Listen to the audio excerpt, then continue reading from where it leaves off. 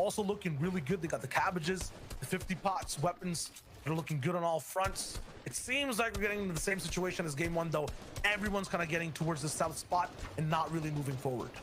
And Joy's trio that we're seeing here at behind the movie screen. It's their first time here in the set lobby, so they're trying to turn their fate into it. Manu's trio has been in set lobby before, but they were in the bottom of the leaderboard, so they're going to have to make their way up the leaderboard, of course, this time around. True looks Squeezy Jerky here, being pressured by some stings. Right now, so far, only 2 trios gone down.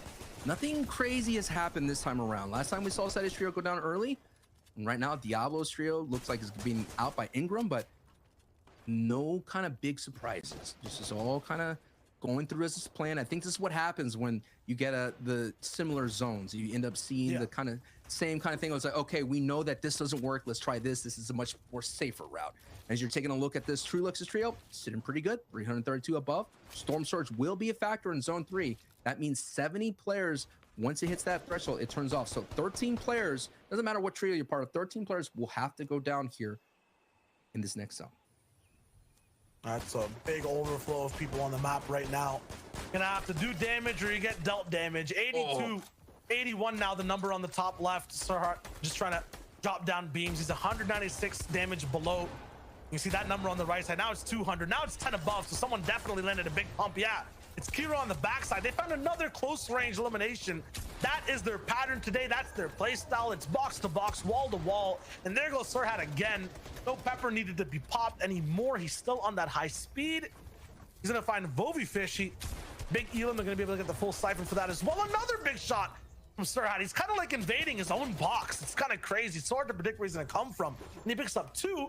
Keeps his trio now in a completely different spot. But Maestro's down and Kira's 1 HP. It's looking kind of disastrous on that side. They can definitely try to come back, play as a 2-man squad looking towards the end of this game. And it's going to be difficult for them to replicate their 12 elim run that they had in the previous match, being down a player here. This is game 2. Moving forward here, let's see who's going to be able to come. You see Lewis trio out in the distance. Lewis is one of those people that's been to the finals before, hasn't made it to round 4 this season, so looking for a way to return to glory here, as we're seeing Tayson Nate and 4ZR, who had a great game 1, able to return to glory, and they see that a team's being pressured here. So this is going to be dangerous stuff for Tayson, though. A team is desperate. They could go ahead and push in, and they have to be careful here. But hey, this might be too much, man. It might be too much. It's going to claim it. He's going to get out. Yeah, they see it. Yeah, they're going to have the strength of mosquitoes with that HP. They're going to get swatted straight up. Like, there's no chance. Yeah, there goes Frizzy. He's down 2. It's actually unfortunate that Tayson Nate 4-0 actually don't get the elims there. I don't think they get the full credit for 3. They just get 1. But they get 3 extra loot boxes, all the mats they need. Nate will have a few shields to maybe use as well. Those guys were pretty down bad on loot, but that's a very good situation for them. Might see another game win on 2. It's a very big boost to get free loot at this point in the game. You're kind of seeing the tale of the 2 type of trios that we have. Veteran trios who know how to navigate Storm Surge really well, who know how to do positioning, and first timers here in the set lobbies who are still trying to figure out the rotations, still trying to figure out Storm Surge plans in this high pressure situation. It's not easy being in the FNCS, and especially made it this far in the semifinals. We're talking about the premiere of Fortnite competitive. Game 1 took us down towards the middle top right of the map. Now we'll be closer to Pleasant Park entirely. So might see some house gameplay, might see some big refarms come through, might see a spot where you get a little bit of a boost as well for some of the top trios that like to win early games. And maybe we'll see Benji's trio in the end game. This is their backyard. They need to defend it. Defend Pleasant Park. Now, we always see sometimes Sweaty Sands getting a little bit overzealous early game, breaking into Boney Burbs. Sometimes even Pleasant Park if they're feeling a little bit spicy. Queasy Trulux are also no strangers to winning that early game. There's so much chaos, though, on the map. Stinks being thrown. Jimkey almost down. Fork absolutely just eviscerated by all this pressure. This is just so tough. I'm surprised Mika doesn't take big shots. So yeah, he got damaged so hard. It's so risky to go for that loot when everyone's still shooting, right? Builds are so hard to place in this moment. And there's so many eyes on that spot too. The harpoons coming in from high ground. There's no chance you're gonna get out here unscathed. And this is going to be a vital rotation for the most of the lobby here, considering that they're all on this storm edge here. It's going to be crucial for them to make the right choice to move in here, like Tayson's trio, who's in front of this entire congestion point. As you can see on the mini map on the bottom right, take a look. It's again so many trios late rotating through. Man, on the bottom, it looks like everyone's just waiting for a bus to come, but like the last three have missed. There's so many different people trying to make this rotate. This is going to be so tight. And it could be the confidence of those trios here, not knowing exactly when to rotate, not understanding the type of situation when to go, and that is creating this waiting at the bus stop. Yeah, you see 4-0 has the experience, though. He moves first. No one even shoots at him. Everyone's too scared to edit. We see Trulex, Squeezy, and Jerky actually taking their time. Get a little bit extra brick on Trulex's side. He'll actually make sure to move in late. They have so many more builds to work with, too. They're moving down to the bottom right. 4-0's already based up, though. From a place that just worked 20 seconds ago, now they're beaming everyone they were just rightfully beside. This is huge shots. The boat does not connect from 4-0. But they have a multi-level base, so many edits they can make, and they're kind of trapping people to base up right next to them. A quick question, Shayo. Do you rather rotate through a bunch of builds in front of you or open space? I mean, right now, if you try to go through open space, people like 4-0 are going to try to pick you off. There's so many other trios, you got to remember, Sancho, who've had this zone. They're waiting. Right. They're hungry. They're trying to take shots too, right? So the left is not up for grabs. The right is the risk you haven't even evaluated yet. You just have to go through. You have to go forward hand in hand. And that's where 4-0, Nate, and Tayson are waiting.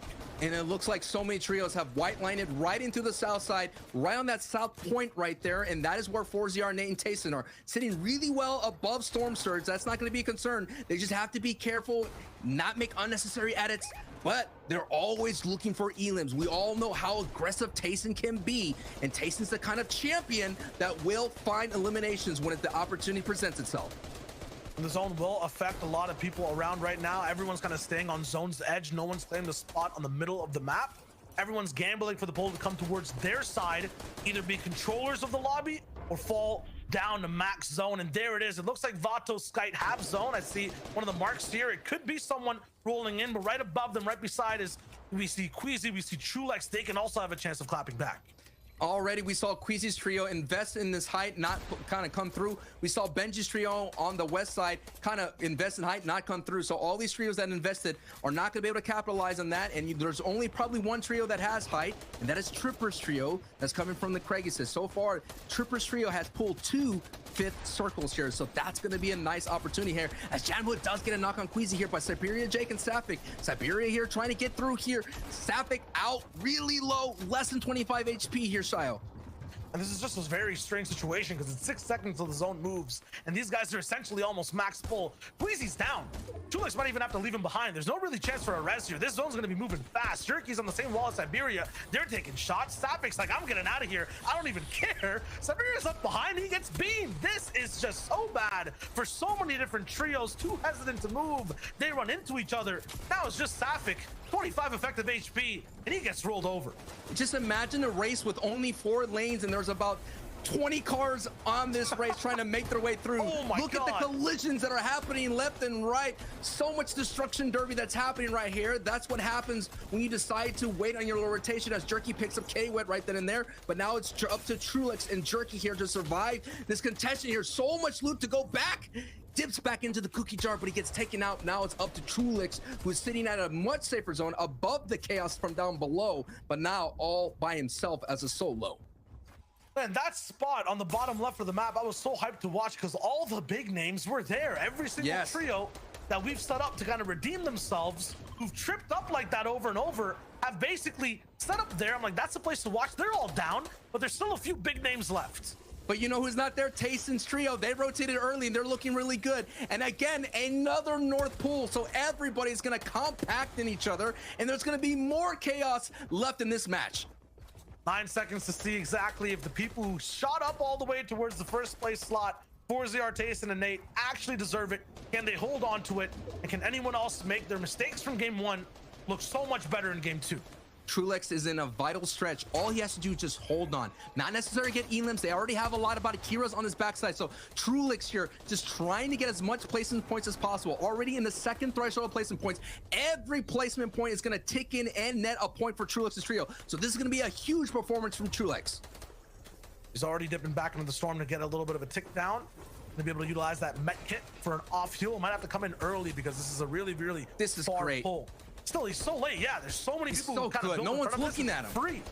And so far, I've counted 3 trios that have gone down. He's definitely accruing all that placement, but all the way up ahead, look at all the people getting the elims. There's a chance for Seti and Teak to clash with 4ZR, Tayson, and Nate all the way down below. Tripper is on the middle ground now. Actually, Seti, Cammy, and Teak have upgraded to be on that spot. The off heals come in from Trulex. Wasn't at the right time. No builds, just no builds. Fall trap, he goes straight down.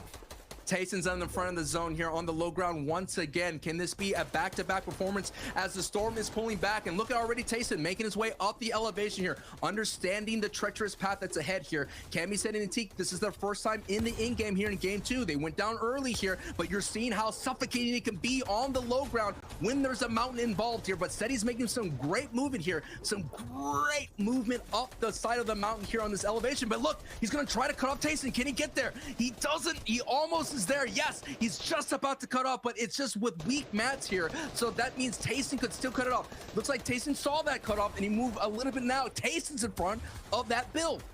That definitely a race between the 2 low ground trios, but as we say that, Hottie takes down 4ZR. Wow. So no matter how fast you're building, if you lose a wheel, it's gonna be all over for your trio on momentum. And that was above them. Remember, Hottie was on mid ground, so Hottie's trio looked down below and picked them off.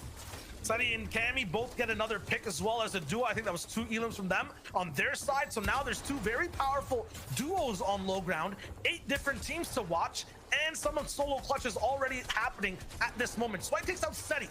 Caljo still looking to clutch so far right now. Seti's completely taken out now. Sweat gets traded back by Tripper, and Caljo goes down to the storm to Tripper again, so he's operating on low as well. He goes down to Vato inside the same box all the way on height. These guys are just watching. They're merely just watchers, not even making sure they have any much of a say on anyone on low ground. Height's basically invisible. Skyte's got big picks. Hottie gets Vato again. Low ground is so volatile that Cammy's forced to go for the medkit plate. Now he looks to drop down below. What's he gonna find? A little bit of chaos. There's a little bit of a river all the way on the bottom, so no one's actually taking it just yet. Nate is surviving what looks like the Tayson right now. They have a little bit of low control, but Cammy's opened up a door. He's looking for the next shot. Bo Stink right there, and Casper going down in front of him. This is a sneaky shot. He can land, and he does. Oh my! A huge one for Cammy, but he gets traded out instantly.